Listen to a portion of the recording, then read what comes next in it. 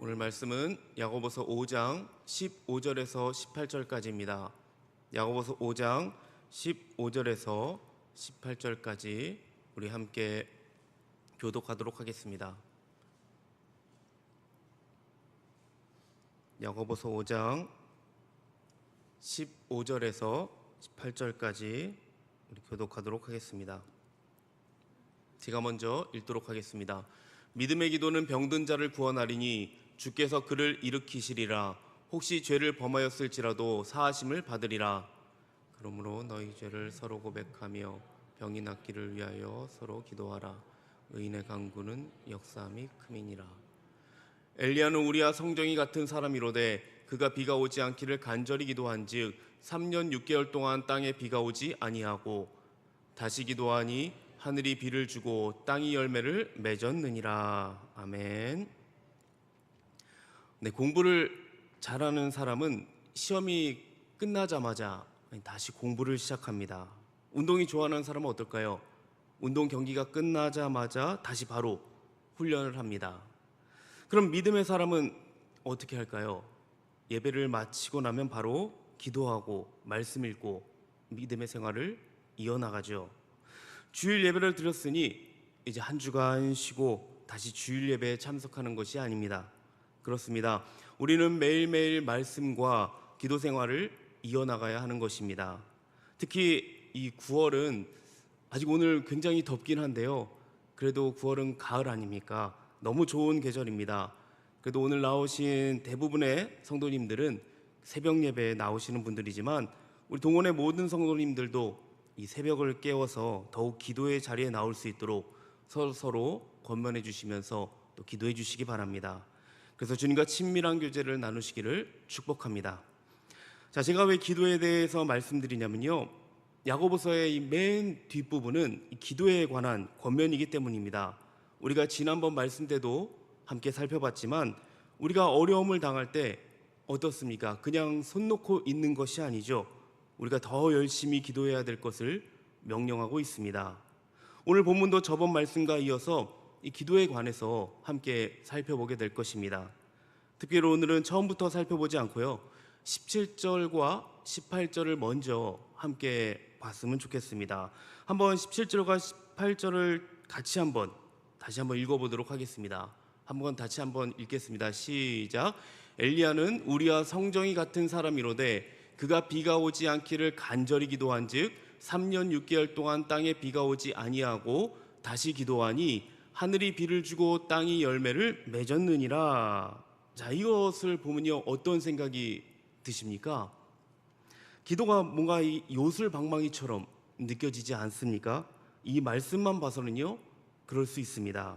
여기 나온 말씀이 열왕기상에 보면 나오는데요, 엘리야가 하나님의 선지자로서 아합에게 이 3년 6개월 동안 비가 안 올 것이라고 이야기를 합니다. 그리고 하나님께 기도했더니요, 비가 오지 않았습니다. 이렇게만 보면 엘리야가 굉장히 혼자서 단독으로 한 것 같이 보이지 않습니까? 하지만 그 이면에는요, 하나님이 그렇게 하라고 말씀하셨기 때문에 한 것입니다. 그래서 그 기도는 하나님의 뜻에 따른 기도라 할 수 있습니다. 여기서 우리는 기도에 관한 것을 알 수 있습니다. 기도가 무엇입니까? 우리가 기도를 왜 해야 되는 걸까요? 기도는요, 하나님의 뜻을 구하는 것입니다. 우리는 하나님의 뜻을 구하기 위해 기도하는 것입니다. 그것을 여기서 엘리야는 간절히 기도했다라고 표현하고 있습니다. 혹시 이런 생각이 드시는 분이 계실지 모르겠습니다. 기도하지 않아도 하나님의 뜻은 그대로 이루어지니까 굳이 내가 기도하지 않아도 되는 것 아닌가요? 물론 여기 계신 성도님들은 지금 이런 생각은 하지 않으실 것입니다. 하지만 우리가 신앙생활을 하다 보면 한 번 정도는 그래도 이런 생각을 한번 해보게 되는 것 같습니다. 그렇습니다. 하나님의 백성은 하나님의 뜻의 성취를 위해서 기도하는 것입니다. 어차피 하나님이 계획하고 하나님이 일하시니까 기도를 안 해도 되겠다는 것은 이 그리스도인의 모습이 아니라고 할 수 있습니다. 자, 엘리야는 하나님이 말씀하신 것이 이루어지기를 위해서 간절히 기도했습니다. 여기서 중요한 것은요, 두 가지입니다.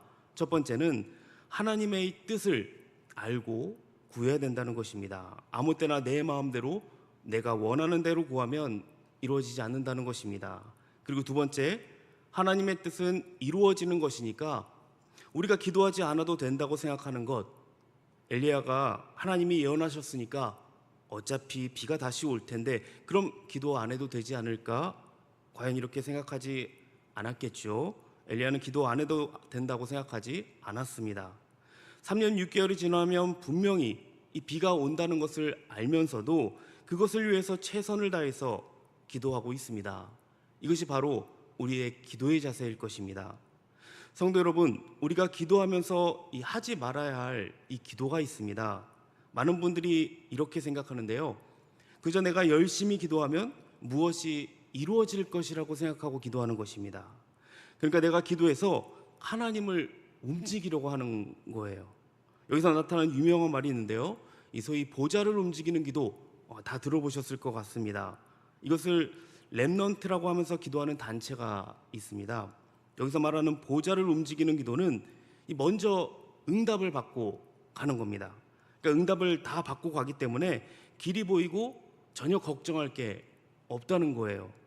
한 가지 예로 교회에 조금만 더 일찍 가서 내가 교회에서 기도를 하면 반드시 보좌가 움직인다고 가르쳐요. 잘못된 거죠. 즉 세상의 일들은 내가 어떻게 하느냐에 따라서 움직이고 달라진다고 생각하는 것입니다. 아까 말씀드렸다시피 내가 기도해서 이 하나님을 움직이려고 하는 것입니다. 이단들의 특징이 있습니다.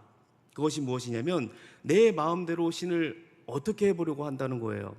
어떤 제의를 통해서, 기도를 통해서, 삶을 통해서 신을 조작하려고 하는 것입니다. 그것이 이교의 특성입니다. 그런데 예수님을 믿는 사람들도 이 정신을 안 차리면요, 그와 같은 생각에 빠질 수 있다는 것입니다. 하나님을 우리가 조작하려고 하는 것입니다. 점점 이것이 쌓여가면 하나님의 이 절대적인 주권은요, 없어지게 되는 것입니다. 결국 이렇게 되면 인간의 책임을 매우 강조하면서 하나님의 주권은 없어지게 하는 거예요. 본문은 하나님의 계시로 인해 하나님의 뜻을 분명히 아는 엘리야가 그 뜻이 이루어지도록 간절히 기도했다고 합니다. 그러므로 하나님의 뜻을 알고 하나님의 뜻이 실현될 수 있도록 하는 행위가 기도라는 것, 이것을 기억하시기 바랍니다. 참된 기도는 세상에 아무나 할 수 있는 것이 아닙니다. 하나님과 제대로 된 이 관계성을 맺은 사람만이 이 참된 기도를 할 수 있습니다. 하지만 하나님과 관계성을 맺지 않은 사람들도요, 기도를 할 수는 있습니다. 그런 기도를 우리는 유사기도라고 합니다. 이런 유사기도에는 두 가지 특성이 있습니다. 지난번에도 말씀드렸지만요, 하나는 하나님과 제대로 관련되어 있지 않은 거예요. 그 대상이 분명하지 않다는 것입니다. 기도의 대상이 성경에서 말하는 분이 아니라는 점에서 문제가 있습니다. 다른 하나는 그 기도가 하나님의 뜻을 구하는 것이 아니라는 것입니다. 그러니까 이런 유사기도는 대개 자기의 형편으로부터 시작이 되는데 자기의 필요한 것만 구하는 것입니다. 이것이 유사기도예요. 그런데 성도 여러분, 기독교도 이것의 영향을 많이 받고 있다는 것입니다. 우리의 형편과 우리의 문제를 해결하는 것에 사로잡혀서 기도를 한다는 거예요. 그러니까 살아계신 하나님께 기도하는데 이 하나님보다는 내 문제 해결이 더 중요하다는 것입니다. 그렇게 되면 우리도 유사기도를 하게 되는 것입니다. 그래서 우리도 자신의 문제가 해결되었을 때는 너무나 기쁘죠. 하나님이 살아계시다고 기쁨을 표현하면서 외칩니다. 하지만 문제가 해결되지 않으면 어떻습니까? 하나님이 살아계시는 거 맞나? 왜 나한테만 일어나? 이런 생각을 하면서 슬퍼하게 됩니다. 그것은 하나님에 대한 인식에도요, 영향을 미치게 되는 것입니다. 본문은 이런 전제하에서 봐야 합니다. 이런 전제하에서 정말 내 문제를 해결하기 위해서 기도하는가? 아니면 하나님의 뜻을 실현하기 위해서 기도하는가? 성도 여러분, 하나님의 뜻은 우리가 하나님의 백성답게 모든 것을 행할 것을 요구하고 있습니다.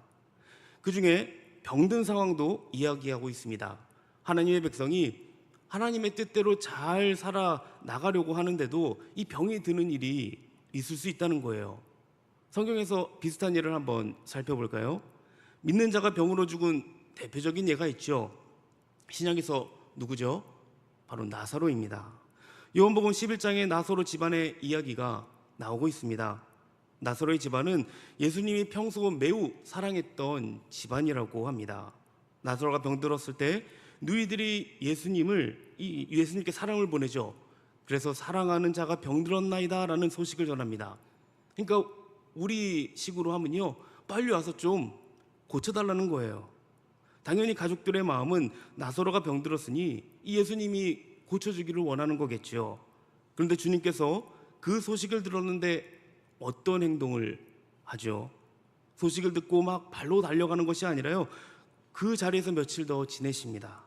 사랑하는 나사로였는데 보통의 예수님이라면 바로 가서 이 병을 고쳐준다거나 아니면 거기서 그 자리에서 하나님께 기도해서 고쳐주신다든지 아니면 어떤 행동을 취했어야 되는데 예수님은 그렇게 하지 않으셨습니다. 지금 이해할 수 없는 아주 이상한 상황인 거예요. 한참 시간이 지난 후에 예수님이 나사로에게 갑니다. 그 과정에서 이미 나사로는 죽었습니다. 빨리 가면 고칠 수 있었을 텐데 일부러 나사로가 이 죽은 후에 가셨단 말이에요. 예수님은 나사로를 병든 상태에서 낫게 하시는 것이 아니라 죽음 가운데서 살리시기 위해서 일부러 그렇게 하셨다는 것입니다. 나사로의 병은 요한복음 11장의 문맥에서 잘 보여주고 있습니다. 11장 40절에 내가 믿으면 하나님의 영광을 보리라 이라고 이렇게 말씀하는 것처럼 하나님의 영광을 세상에 드러내기 위한 병이라고 할 수 있습니다. 물론 모든 병이 다 그런 것이 아닙니다. 보통은 일반적으로 우리가 병이 생깁니다. 병이 나면 우리는 병원에 가거나 혹은 약국에 가서 약을 먹으면서 우리는 기도를 합니다. 하지만 기도해도 고쳐지지 않는 경우가 있습니다. 대표적인 예가 사도 바울의 경우죠. 바울이 다른 사람을 위해서 기도할 때 주께서 정말 많은 사람들을 고쳐줬습니다. 특히 그 당시는 이 사도적 이적이 있는 때였습니다. 기도하면 이 바로바로 낫는 게 눈으로 보여지는 그런 시대였단 말이에요. 저번 주 제가 금요일 설교일 때도 말씀을 드렸지만 그렇게 많은 사람을 고친 바울도 이 자기 자신한테는 안 되는 거예요. 이게 얼마나 낫고 싶었으면 고린도서 12장에서 병이 자기에게서 떠나가기를 하나님께 3번이나 간구했다고 합니다. 이 3번의 기도도 그냥 연속으로 드린 3번이 아니라 일정한 기간을 두고 했을 것입니다. 그런데 주께서 적극적으로 대답을 안 해주고 있어요. 얼마나 답답했을까요? 나중에 바울에게 깨달음을 주셨는데 고린도서 12장 9절에 이렇게 나오죠. 내 은혜가 내게 족하도다. 이는 내 능력이 약한 데서 온전하여짐이라 이렇게 말씀합니다. 이 말이 뭐냐면요, 그것이 너에게 더 은혜가 된다는 것입니다. 부족할 것 없었던 바울이 육체의 강건함까지 있었다면 더욱 교만해졌을 것입니다. 바울이 겸손할 수 있었던 건 이 아픔을 통하여 은혜를 기억할 수 있었기 때문입니다. 그리고 나서 바울은 더 이상 자신의 병이 낫게 해달라는 기도를 하지 않습니다. 하나님의 뜻이 무엇인지 알았기 때문입니다. 그렇습니다. 우리도 병이 들었을 때요, 병이 낫게 해달라고 기도를 합니다. 그때 우리가 그냥 낫게 해달라는 기도보다는요, 저는 이렇게 좀 기도했으면 좋겠습니다. 주님, 이 주님의 뜻을 내가 잘 수행하기 위해서 저의 병을 좀 고쳐주시기 바랍니다. 이런 기도가 좀 더 낫지 않을까요? 결국 우리는 주님의 뜻이 이 땅 가운데 실현되는 것이 삶의 목표이기 때문입니다. 하지만 기억할 것은 우리의 병이 낫지 않는다 해도 주님의 뜻이 실현되는 것이라면 그것이 우리에게 기쁨이 되어야 되는 것입니다. 자, 그럼 15절을 볼 텐데요, 다시 한번 같이 15절을 읽어보도록 하겠습니다. 같이 한번 읽어보도록 하겠습니다. 시작. 믿음의 기도는 병든 자를 구원하리니 주께서 그를 일으키시리라. 혹시 죄를 범하였을지라도 사하심을 받으리라. 여기서 중요한 단어가 무엇일까요? 아마 잘 찾기 쉽지는 않을 것입니다. 혹시라는 말입니다. 만약 혹시라는 말이 없었다면 많은 사람이 오해했을 것입니다. 왜냐하면 모든 병은 죄 때문에 일어나는 것이라고 우리가 기계적으로 생각하기 쉽기 때문입니다. 이것은 유대인들이 마음속에 가졌던 생각인데요. 누가 아프면 유대인의 사고방식은 저 사람이 무슨 죄를 범해서 저렇게 됐을까라고 생각하는 것입니다. 그러니까 기본적으로 병은 어떤 이 구체적인 죄 때문이라고 생각을 하는 것입니다. 여러분 중에 이렇게 생각하는 분이 있을지 모르겠습니다. 나에게 병이 걸리거나 안 좋은 일이 일어났을 때 내가 뭔가 죄를 지어서 이렇게 됐구나. 아마 한 번씩은 이런 생각 다 해보시지 않았을까요? 마치 욥의 친구들이 욥에게 이렇게 얘기하는 거죠. 욥, 너가 하나님 앞에 뭔가 잘못한 것이 있을 거야. 그렇지 않다면 어떻게 지금 이런 일이 일어날 수 있겠어? 그러니 빨리 회개할 것이 있으면 회개하라고 이렇게 말하는 것과 같습니다. 이 이야기가 나쁜 것이 아닙니다. 그러나 욥이 처했던 이 구체적인 맥락 속에서는 적절한 말이 아니었습니다. 이것이 유대인들의 이 사고방식이었습니다. 자, 여기서 혹시라는 말은 우리가 병들면 이 두 가지 경우가 있다는 것입니다. 죄 때문에 병든 경우와 그것과는 상관없이 병든 경우가 있다는 거예요. 죄와 상관없이 병든 경우이든 죄 때문에 병든 경우이든 이 주님의 뜻을 가지고 구하면 주께서 우리를 일으켜 주신다는 것입니다. 요한복음 9장에 나타난 사례와 비교 한번 해보도록 하겠습니다. 요한복음 9장에 날 때부터 이 맹인된 사람이 등장을 합니다. 제자들이 예수님께 질문을 하죠. 요한복음 9장 2절 한번 보도록 할까요? 자, 한번 같이 한번 읽어보도록 하겠습니다. 시작.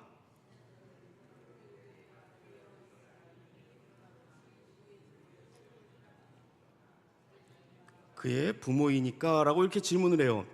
자, 만일 이 소경이 날 때부터 소경이 아니고요, 중간에 소경이 되었다면 이 사람들은 어떻게 말할 사람들입니까? 저 사람은 분명히 이 죄 때문에 소경이 되었다라고 말했을 것입니다. 그것이 적용되지 않는 것은요, 날 때부터 소경이 되는 거예요. 그래서 부모의 죄 때문에 저렇게 되는 것입니까? 아니면 이 사람이 앞으로 큰 죄를 지을 사람이라서 하나님이 미리 벌을 내린 것입니까? 라는 이 질문이 나온 거예요. 이것이 유대인들의 사고방식입니다. 그런데 자칫 잘못하면요, 우리도 그런 생각을 가질 수 있다는 것입니다. 예수님이 제자들에게 뭐라고 말씀하십니까? 이 사람이나 그 부모의 죄로 인한 것이 아니라 그에게서 하나님이 하시는 일을 나타내고자 하심이라, 이렇게 말씀하십니다. 제자들과 우리에게 큰 교훈을 주죠.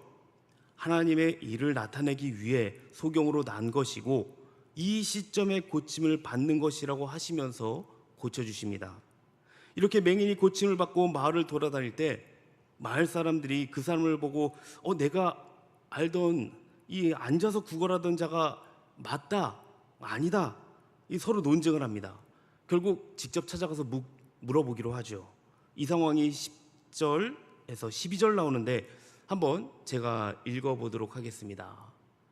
그들이 묻되 그러면 내 눈이 어떻게 떠졌느냐? 대답하되 예수라는 그 사람이 진흙을 이겨 내 눈에 바르고 나더러 실로암에 가서 씻으라 하기에 가서 씻었더니 보게 되었노라. 그들이 이르되 그가 어디 있느냐? 이르되 알지 못하노라 하니라. 자, 이것 때문에 예수님과 논쟁이 벌어집니다. 그리고 이 사건을 통해서 하나님의 영광이 나타나게 됩니다. 결국 이 사람이 날 때부터 소경으로 난 것은 하나님이 하시는 일을 드러내기 위해서, 이 하나님의 영광을 나타내기 위해서 소경이 난 것입니다. 소경으로 난 것입니다. 이 죄 때문에 병이 걸린 것이 아니죠. 그러나 어떤 경우는 혹 죄를 범하였을지라도 라고 말씀합니다. 우리에게 그런 일이 있을 수 있다는 것을 생각해야 됩니다. 우리 삶에 있어서 그런 일이 닥쳤을 때 내가 어떤 죄를 지었지? 다시 나 자신을 돌이키면서 회개하는 것 좋습니다. 그러나 이것을 너무 단정지어서 내가 무슨 죄를 지어서 병을 주시는 것입니까? 무슨 죄가 있기에 내 상황이 지금 이런 것입니까? 생각하거나 표현해서는 안 된다는 것입니다. 성도 여러분, 예수님을 믿는 사람은 절대로 형벌을 받지 않습니다. 용어를 잘 사용해야 되는데요, 이 우리의 모든 형벌은 예수 그리스도가 십자가에서 우리를 대신해서 다 받으셨습니다. 그것이 예수님을 믿는 것입니다. 내가 받을 지옥 형벌까지 주께서 다 받으셨다는 거예요. 그런데 그것을 믿는다고 하면서 병이 드니까 내가 죄를 지어서 벌 받는 거야 라고 생각하는 것은 모순입니다. 이것은 예수님을 믿는 사람의 사고방식에 맞지가 않습니다. 다만 우리가 잘못하면 하나님의 이 징계하심은 있을 수 있습니다. 그러므로 형벌과 징계는 다른 것입니다. 물론 형태는 비슷해요. 그러나 그 의미는 전혀 다르기 때문에 우리가 이것을 잘 이해하셔야 됩니다. 징계는 이 자녀들을 회초리로 치는 것과 비슷하죠. 자녀들이 잘못을 했을 때 그들을 사랑하기 때문에 징계를 합니다. 사랑하기 때문에 징계를 할 수 있습니다. 형벌이라는 개념은 십자가로 말미암아 우리에게서 다 제거가 됐습니다. 혹시 우리가 잘못했을 때 주께서 징계를 할 수 있지만 형벌을 내린 것은 아닙니다. 바로 그런 의미에서 혹시 우리가 잘못을 했을 때 죄를 고백하고 죄 사함을 위해서 기도하면 주께서 사하여 주신다는 것입니다. 혹시 그것 때문에 어떤 병이 생겼다 할지라도 주께서 그것을 해결하여 주신다는 것입니다. 자, 그렇다면 이제 우리는 이거 어떻게 해야 되는 것입니까? 16절을 한번 같이 보도록 하겠습니다. 16절 같이 한번 읽어보도록 하겠습니다. 시작. 그러므로 너희 죄를 서로 고백하며 병이 낫기를 위하여 서로 기도하라. 의인의 강구는 역사하는 힘이 큼이니라. 여기서 중요한 말이요, 서로입니다. 서로를 위해서 기도하는 거예요. 여기에 우리의 의무가 있습니다. 이런 기도를 성경의 용어로 도고라고 하죠. 우리가 함께 기도 제목을 나누고 우리가 함께 통성 기도를 할 때 우리는 도고 기도라는 말을 사용합니다. 그런데 우리가 기도하려면 우리가 서로의 상황을 좀 잘 알아야 되지 않겠습니까? 그래서 교회 공동체가 이 교제에 힘을 써야 되는 이유가 바로 여기에 있습니다. 그러니까 성도들이 어떤 상황 속에 있는가를 우리가 잘 알아야 된다는 것입니다. 그래서 구체적인 문제를 가지고 서로를 위해서 우리가 기도하는 거예요. 자, 서로 한다는 것을 염두에 두면서 그 다음 말씀을 우리는 봐야 됩니다. 바로 뒤에 이어지는 말씀이 무엇입니까? 의인의 강구는 역사하는 힘이 큼이니라 라고 하고 있습니다. 만약 앞에 있는 서로 기도하라는 것을 잊어버리면요, 의인의 강구는 역사하는 힘이 많다고 생각해서 이 의인을 찾아다니는 일이 많을지 모르겠습니다. 대부분 이것을 오해해서 이 목사님에게 기도를 부탁하죠. 뭐 이것도 틀리다고는 못합니다. 하지만 여기 교회 공동체는 그렇게 하라고 말하지는 않습니다. 교회 공동체는 서로 같이 기도하라는 것입니다. 병 낫기를 위해 기도하는 것도 그렇고요, 여러 가지의 문제들도 공동체의 기도로 나타나야 된다는 것입니다. 그래서 성경적 교회 공동체는 기도와 찬송의 공동체인 것입니다. 공동체로 모여서 기도하고 서로의 관계에서 이렇게 기도하며 살아가는 것입니다. 그 궁극적인 목적이 무엇이냐면 하나님의 뜻이 세상에 실현되는 것입니다. 개인적으로든 공동체 간에 우리는 주님의 뜻이 세상에 이루어지기를 위해서 늘 간구할 수밖에 없는 것입니다. 그 간구하는 것 중 하나가 병든 자를 위한 이 간구이기도 하고요. 사랑하는 동국교회 성도님들, 어떤 문제를 두고 기도하시길 원하십니까? 어떤 기도를 하시겠습니까? 오늘 말씀과 같이 하나님의 뜻을 구하는 기도, 그래서 하나님의 뜻이 세상에 실현되기를 소망을 합니다. 또한 우리가 살아가면서 맞이하는 어떤 상황 속에서도 이 역사는 우리 믿음의 기도를 하는 우리 동원의 모든 성도님들 되시기를 주님의 이름으로 축복합니다. 아멘. 우리 함께 이 말씀을 가지고 함께 찬양하고 우리 같이 기도의 자리로 나갔으면 좋겠습니다.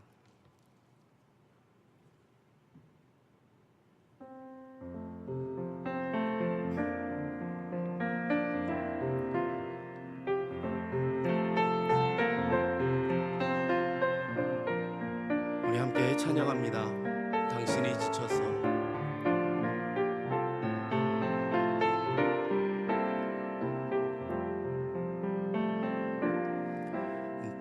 당신이 지쳐서 기도할 수 없고 눈물이 빗물처럼 흘러내릴 때 주님은 아시네. 당신의 약함을 사랑으로 돌봐주시네.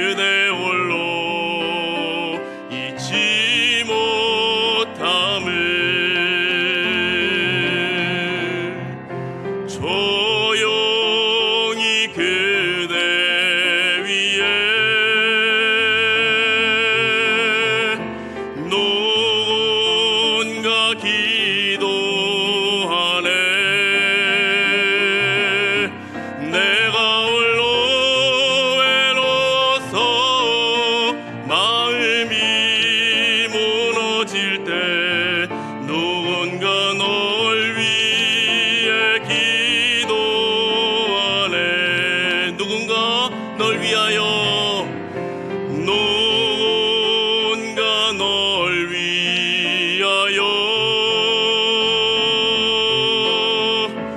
누군가 기도하네. 내가 홀로 외로워서 마음이 무너질 때 누군가 널 위해 기도하네. 시간 우리가 말씀을 생각하면서 함께 기도의 자리로 나가도록 하겠습니다.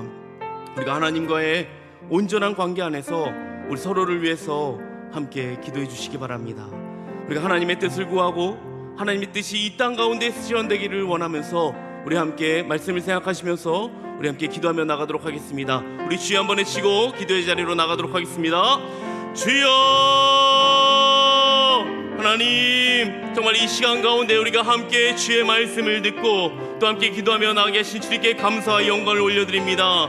주님, 우리가 참된 믿음을 가진 자로서 우리가 하나님의 더욱더 주 앞에 우리가 살아가기를 소망합니다.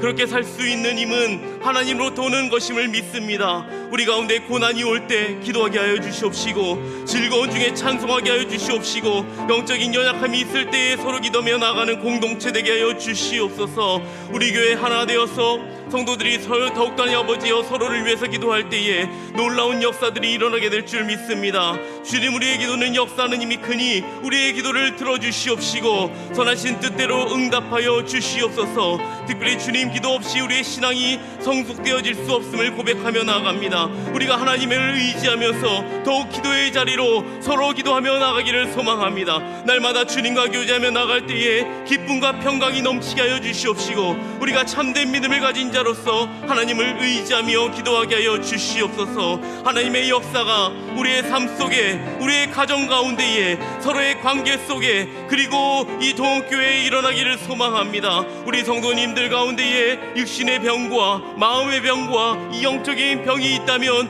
주님께서 하시오니 주님 회복시켜 주시고 고쳐 주시옵소서. 그리로 인해서 하나님 아버지 더욱더 회복되는 하나님 아버지 은혜와 열매가 맺는 축복의 삶을 살아갈 수 있기를 하나님 아버지 앞에 간절히 기도하며 나아갑니다. 우리가 함께하는 하나님 아버지 도구 기도를 통하여서 놀라운 치료와 회복의 은혜가 있게 하여 주시옵소서. 더욱더 하나님 아버지 앞에 우리가 서기를 소망합니다. 주님, 하나님 아버지, 우리 서로 정말 주 안에서 하나 될 수 있게 도와주시옵시고, 정말 하나님 아버지 앞에 늘 하나님의 뜻을 구하며 하나님의 뜻이 이 땅 가운데 실현되어지기를 간절히 기도하며 나아가오니 주 앞에 하나님 아버지 우리의 기도를 들어주시옵시고 온전히 주 앞에 드려지는 이 기도가 하나님의 영광이 되게 하여 주시옵소서.